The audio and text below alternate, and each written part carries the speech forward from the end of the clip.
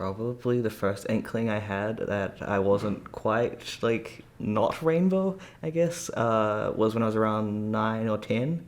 And the first crush I had on anyone I knew in person was, like, my best friend who was a girl at the time, which I was also a girl at the time, so there are little hints over the course of, like, growing up and stuff that I didn't really click until I was much older. I think I was around 20, 21 when I kind of had that egg cracking moment of realizing I was actually trans as well. And then kind of going, okay, so this changes my identity from being like a mostly straight woman to being a gay man. That was quite a switch. Obviously, it's more fairly recently because obviously with Chris coming out that I sort of realised that I'm okay with this, I'm fine with this. I was like, oh, okay, I guess I really am. He's very much fine with this. So for me, a moment to realise, going, okay, where does that sort of put me on things? That's why I sort of went with Pam. But looking back, that I've always, I guess, like there's certain things once again growing up that make more sense, just the way I've always seen things and stuff. But yeah, it was, it definitely feels right when the more that I think about it. I think because of my age, it made it a little bit easier to be a bit more open and comfortable with it because I wasn't having to deal with the same kind of family pressures that a lot of younger people would have. Because I was already 20, 21, I was already living away from home. I think we'd just gotten married. There was that little bit more of an internal struggle, I think, because it's kind of like, okay, how do I tell him about this? How is he going to react? How are our friends going to react? But at the same time, it's kind of like, okay, I'm an adult now. I need to have to do this. It's, I think I said I've always like been one of sort of the odd one out kid or the not quite fitting in with everything else, and I think it's just always sort of fitting in with the sort of the outer group and going, okay, this is being happy with not being with the more traditional sort of way of looking at things, or I just grow up very much not being sort of the blokey bloke style or that sort of thing, and not really filling that sort of role or stereotype. But yeah, and then obviously being older with all this is like everything, it feels more natural the way I've always thought about, always wanting a connection with the person, not really worrying as much with the genders. Like, when I look for a person, like I look for the personality and all that sort of other stuff, which, I think for both of us, in a way, like getting over that first hurdle of opening up to like a small group of people, it made it easier each time because once you start getting that little group that you can be open with, it means that if someone reacts badly outside of that, it isn't as important anymore. It's been funny talking to my brother who's into bodybuilding and stuff about like testosterone and stuff. So he's giving me like all those like questions like, oh, is it this type? Is it this type? How often do you do it? Because he goes on the bodybuilder forums and hears about the other guys using it. And so it's been kind of interesting to be able to bond with my brother over that, or like doing more stereotypically masculine things with like my stepdad, and like, so it's been kind of nice in some ways that I've been able to deepen some of the bonds with other people in my life, like as a result of having come out. And then there's other ones where there's a bit more of like some of the reactions when we came out were not as positive, and it's kind of caused a lot of tension there and changed the dynamics between other like relationships as well.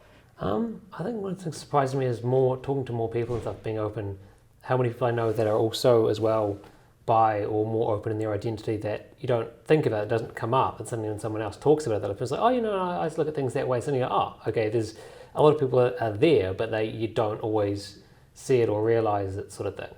And I think surprising moment for me was really talking to my boss at work, going, hey, look, this is the situation, this is what's going on. And he goes, yeah, no, that's fine, all good. Anyone gives you any issues, just send them up straight here and I'll deal with them. And I was just like, just growing up in Cargill, like, and knowing the kind of environment Cargill can be at times, that really caught me off guard. I was like, oh, okay, well, this is really reassuring.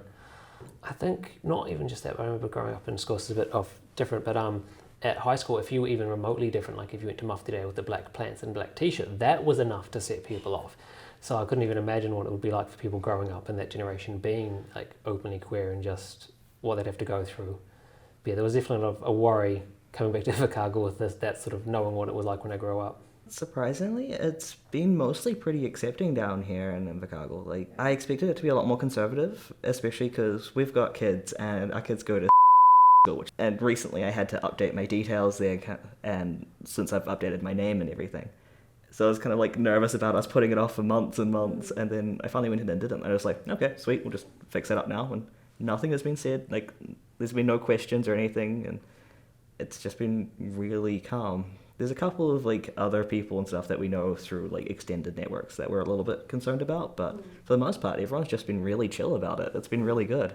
Down here, it's such a small community that everyone knows everyone, and we've got so much family down here, and like, it's just weirdly, it's comfortable. Like, there's just something about the place that's comfortable. I don't know what it is. I can't put it into words. How we found Chroma was actually through my hairdresser at the time. The hairdresser there, T, recommended it, and he kept telling us we should go along, and we're like, yeah, we'll go eventually, but meeting new people is scary, like, it's intimidating. And then one of his siblings came down, and she's also a part of the rainbow community, so we're like, okay, we'll go along to take her along, so she can meet other rainbow people. And then we just didn't really stop going after that, we just kept coming back. I think for me, it was kind of weird first going because I didn't quite feel like I fully fit in. Being more things came out more recently, and like being there as like I was sort of I guess felt like an outsider. But the people there are just so welcoming and friendly, and just a really laid back attitude of just like everyone's welcome, everyone's part of it. It doesn't matter whether you're questioning or where you sit, you're all considered like part of the group. Oh, we tend to help organize the Chroma Games nights and things, so that's probably a pretty fun one that we enjoy doing. I quite enjoyed when we had the formal as well that was organized earlier this year. That was pretty good as well. Like, we didn't get to go to formal so much when we were in high school, so being able to actually have that experience with people that we know and that we enjoy spending time with was just, it was amazing. I think the most it's been impacting things that I can think of really is like being out in public and having like the kids with me, and the kids go like, "Mom," and you kind of get the side eye, especially if the beard's grown in more, and it's just like, yeah, we probably need to have more of a talk about this. But yeah, for the most part, I don't think anyone's really questioned it, have they? No, and like pretty much all my coworkers that I've talked to have been like, that's good. The idea is that a family is whatever a family is. I guess my hope would be that more queer people feel comfortable coming out down here. The experience we've had has been nothing but like at least acceptance. Begrudging sometimes, but acceptance. I know for myself that I had this fear before coming out that it would be dangerous to do so, like physically or mentally, and it really hasn't been. So like, I hope that more people in the future get, to feel that and know that they're okay to do so. And also on the non-queer side, that more people will educate themselves. And, I think once they take the time to learn, it'll also help a lot of the negative stuff that does happen, because a lot of prejudice comes from fear or not knowing.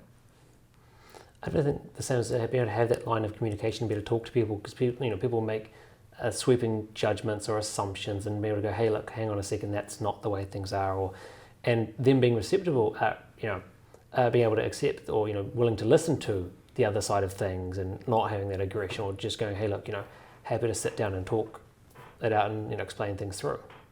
So I feel like a lot of non-queer people get kind of worried about asking questions because they think it might be taken as like transphobic or homophobic or anything like that. And a lot of the time it's not. It's just curiosity. And as long as they approach it the correct way, then it shouldn't be an issue. It'd be good to have like a safe space where people from both sides who come and talk and just share experiences. And I don't think it's so different, really.